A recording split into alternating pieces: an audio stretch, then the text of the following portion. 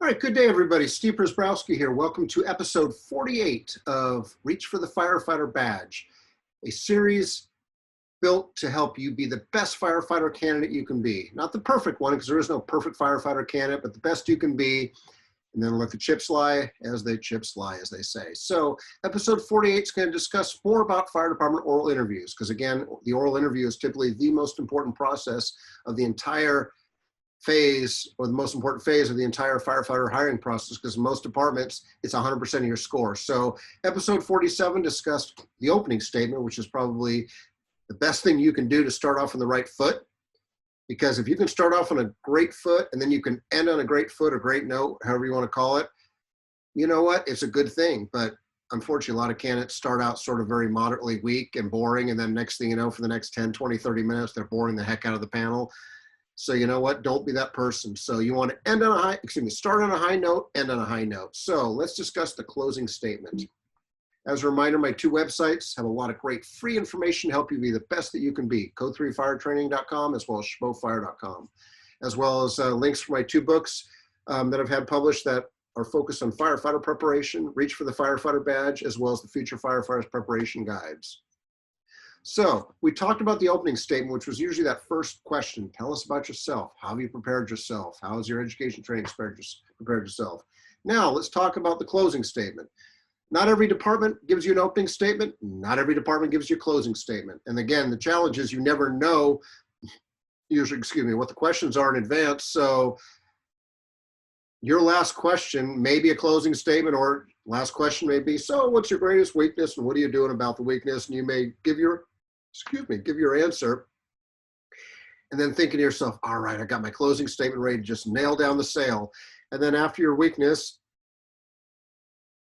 the proctor goes, hey, well, Steve, thank you very much. That concludes all the questions. And you're like, I want to go back and cover some questions I forgot. I want to add upon some questions. I want to be able to tell them why I want to be at this department as my dream department. Too late. So again, most departments have a closing statement, but you can't bank on it. So that's why, again, you got to show your passion, enthusiasm, commitment, that love of the department throughout. Not in a nauseous, obnoxious way, but at least throughout. So closing statement, like I said, it's usually the last one. It's not always offered. It's there usually to allow you to summarize things, leave things that you left out, show your passion, ask for the position. Many candidates, I bet you probably 3/4 of the candidates of any interview never ask for the position. You're not desperate.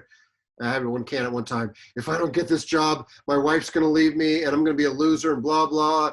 It's like, dude, don't be desperate, but again, ask for the position and leave them wanting more. You want them, after they say their goodbyes to you and you walk out the door, you want them all just to pretty much look at each other with smiles and pretty much, I got nothing. They nailed it. I want them on my shift. We need them. I mean, the sad part is when 100% of the candidates we interview, that's probably 10%, if lucky, maybe 5%. Most of the time, the candidates leave the room and it's like, okay, whatever. We'll probably never see them again. Obviously, there's some that are like so bad that it's like, oh my God, that was just painful. But again, we're there to try to help you succeed and be the best you can be, but you got to do your part. So if you had the opening statement to tell us about yourself, that's the time to cover the key points off your resume, the key points off your application, and anything within your background and personality that is important for us to know about you. Because again, even if we know you, we don't know you, and we're not supposed to know you because, well, because sometimes we may know somebody, maybe they're a volunteer firefighter or someone that came by the firehouse, but again, you don't get credit for it if you don't say it. So there's also a time when let's say question number 3 is, so Steve, tell us about your greatest weakness and what you're doing about the weakness. There is a time when you may get asked a question, you're like, brain fart, God darn it. It happens. I've been there, done that, got the t-shirt. Sometimes you just brain fart.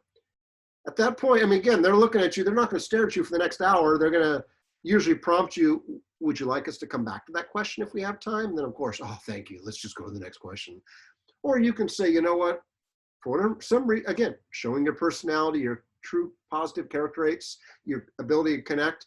For whatever reason, I should know this. And I know this question because I have plenty of weaknesses just like everyone else does. But Can we please go to the next question? And then at the end, if something comes to mind, I'll be happy to then throw that in there if we have time. Nailed it. I mean, you may go, well, I'm going to get 0 points for that question. Out of, when, 11 questions, I'm going to get 0 points. Well, depending on the department, every department's different. You can sometimes fail a question at the department, meaning you have 0 answer for it.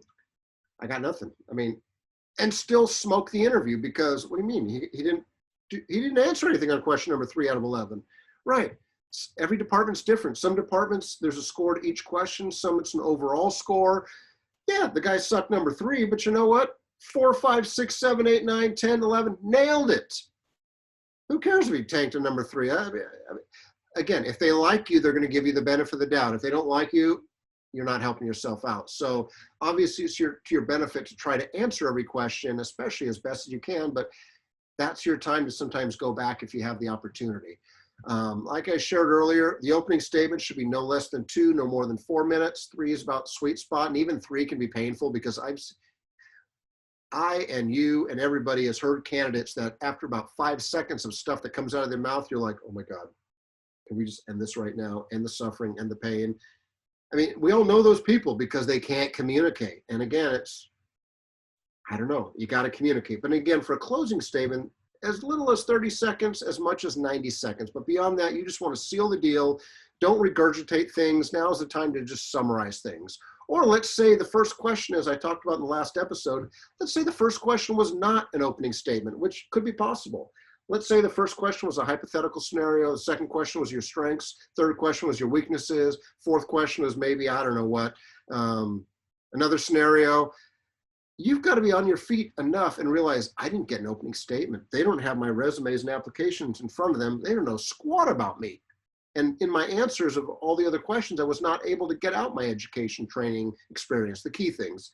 So maybe that time is your closing to be able to say, to squeeze that stuff in. But again, you'll never know what the questions are. So if you have a closing, maybe that's the way to make up for the lack of opening, or maybe you forgot something critical. Now's the time to throw it in there. Again, hold that question. This is typically how the closing statement is, if you get one. It usually is, well, that concludes all the questions. Do you have anything you'd like to add, to ask us, or anything that you may have left out? I mean, that's usually that sign that, you know what, we're done. But don't be so in a rush to get the hell out of Dodge and get to your vehicle and burn rubber out of there. I mean, still your time, as long as you're within the time frame. So unfortunately, you've got a couple different ways to answer that question. So Steve, that concludes all the questions, or anything you left out or want to add. A lot of people just thank them, get up and get the hell out of there because they're already stressed and nervous about being there, and they just want to get out of there because they think they either screwed up, they're terrible, because most people are usually self-deprecating, and you may or may not have been terrible. Who knows? That's up to the raters, not you. So don't leave points on the table is my point here. So you got 30 to 90 seconds. So don't just be, well, thank you very much. You can do that, but you're leaving points on the table. Some people, though, okay, they actually start talking, but they start rambling on, repeating things they've already said. They sound disorganized, unprepared. Again, no need to do that either, because again, you want to close the deal. I mean, I hate to sound like you have to be a salesperson, but you sort of got to be a salesperson, just not in a slimy, sleazy way, if that makes sense, and no disrespect against salespeople. We all know the individuals like that, nothing personal.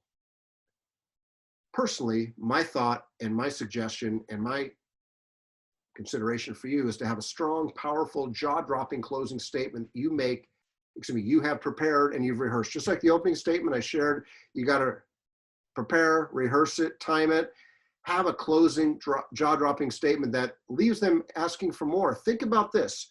If you've ever gone to a concert or any type of music you listen to, you go to a concert, the headlining bands usually has what's known as an encore. Maybe 1 song, 2 songs, 3 songs. The encore songs are usually maybe their most popular songs sometimes, but usually what the band does is, let's say they're going to play 15 songs, but 14 and 15 are the encores. They'll usually play the 13 songs. And at the end of the 13th song, it's usually like, well, thank you very much, Milwaukee. It's been a pleasure. We love you guys. We'll see you soon. keep on rocking. And then of course, lights don't go up yet, but they go off stage, and what are they expecting? Lights are still down, because if the lights go on at the concert hall, you know it's done with, okay? But if lights are still down, they're expecting the fans to start, Metallica, Slayer. I mean, they're chanting, screaming, because they want the band to come out and do an encore. And then of course, once the last song plays, lights go on, you know the night's over. I know that may be extreme. Think of an oral board that way too. I mean, you're not gonna, granted, your encore is the closing statement if you're fortunate to get that, but you want to be able to leave on such a positive note. And it doesn't happen, like I said, 5%, 10% of the most where candidates leave, and it's like, we need to hire them. If we don't hire them, somebody else will, and it's going to be our loss, their gain. Most candidates, though, just go through the motions. So don't be that person. And to help you not be that person, I'll talk about some things to do. So obviously your closing statement, you should always start out your opening statement with something like sincere. First of all, I'd like to thank you very much for allowing me to be here today. Let me take the next 20, 25 minutes to explain how I prepared to become a firefighter. Remember that opening statement? And then in this case right here, first of all, I'd like to thank you again for your time. Hopefully over the last 20, 25 minutes, I've been able to convince you, or at least demonstrate, that I have the key characteristics to be a good, solid firefighter for the Oakland Fire Department. And then of course, maybe there's nothing you want to leave out, but at that point, becoming an Oakland firefighter would be a dream come true for me. I've been preparing, a number of years of my life to be a firefighter. I remember my closing statement. My closing statement was literally, I've been testing for 4.5 years. I've taken over 50 tests. I've been all around the state seeing cities and counties that I never would have imagined I would have seen. I've met lots of great people. But you know what? It's time to settle down. And I want to settle down with this department here because I think it would be my dream department for these reasons here. And I remember one of the Raiders who was, again, throwing me a softball, which I could have easily crashed and burned on or capitalized on it. And he said, Steve, okay, I do have one question. He goes, you mentioned that you've taken 50 plus tests over 4.5 years. Why haven't you been hired yet? And that could have easily derailed me. But again, I was confident. I was just being the best I could be. I'm like, well, thank you for asking that question. And let me explain that question. Let me explain a quick little answer for you.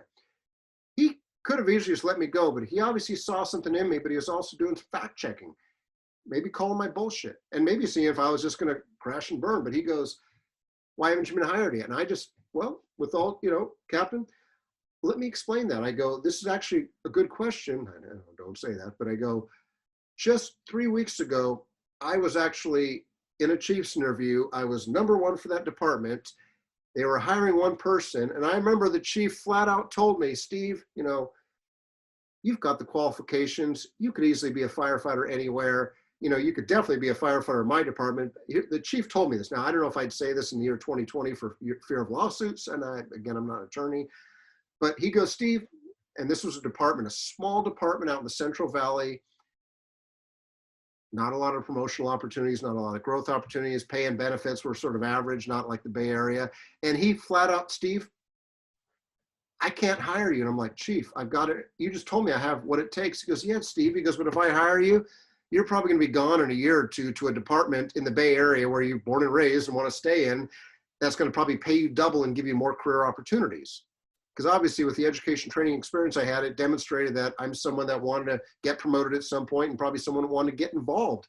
Not that you can't get involved. You can get involved in any type of department, but usually in larger departments, there's more promotions, more things to get involved with. But anyway, I squeezed that in saying, well, yeah, just literally last week or two, a chief in the Central Valley for this department literally told me that, Steve, if I hire you, you're going to be leaving me for that department in the Bay Area that offers you this. And I go, well, coincidentally, Captain, this is that department that, funny as that chief said, I'm at. And obviously he didn't hire me, but now I'm at the department that's going to offer me all these things, as well as this, and it was just that smile on the captain's face, because he was looking for something there. And at that point, it's like, well, thank you very much. I mean, I had a good, solid answer versus just, well, I don't know why I haven't been hired yet.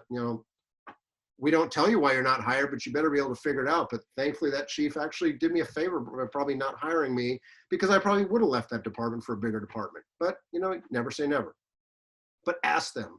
Leave them wanting to hear more. Just like that rock band that goes out right before the encore, you want them hearing more. I remember one of my overboard raiders, after the day, she told me, you know, she told me this years after, obviously, but she goes, because I was talking to her and I was thanking her as I've thanked all the other oral board members, all four of them. Thank you for giving me the opportunity to get hired and prove myself. And I remember her telling me, going, you know what, you know, you left that room. It was like, damn, you know, it's, you know, I was not the best of the best. I was number 3. We were hiring 11, so 3 is better than number 12 or 13. But anyway, I was good enough to rank in the top 3, but she goes, you know, you left that room and you know what, the way your answers were, I mean, I wasn't cocky or arrogant, but I was just confident and just enough that I gave them I connected with them enough where I demonstrated that I'm not going to leave this department for another department. I'm going to be very happy here. I'm going to give them my best. And I'm not perfect, but I'll hopefully be someone that you'll be very proud of 30 years down the road when I retire and when you retire as well too. Because that's what it comes down to is oral board members have a lot of responsibility on their shoulders. They don't want to hire that person that squeaks by or gets in trouble, because then the firefighters in the line go, weren't you on the oral board? You're the one that gave that person a job. Well, I didn't know. That's what they sold me in the 20 minutes on the oral board panel. Pfft, yeah, thank you for doing us a favor. Not. It's a lot of responsibility in the oral board's panels. It's a very stressful position for them to be in, but you want them to leave them hanging more. And like I shared earlier, I encourage you to go to my website, chabotfire.com, and download the opening and closing statement handout that's on the free stuff link. But anyway, you can't leave points on the table. You can, but don't leave points on the table. Make sure you start out on a high note with a great, powerful, and engaging opening statement using your powerful communication skills in between. And then make sure you end on a high note with a, again, powerful and engaging opening statement. As I mentioned in the previous episode about the opening statement, and I just touched on, my website has examples of closing and opening statements that I've used in the past.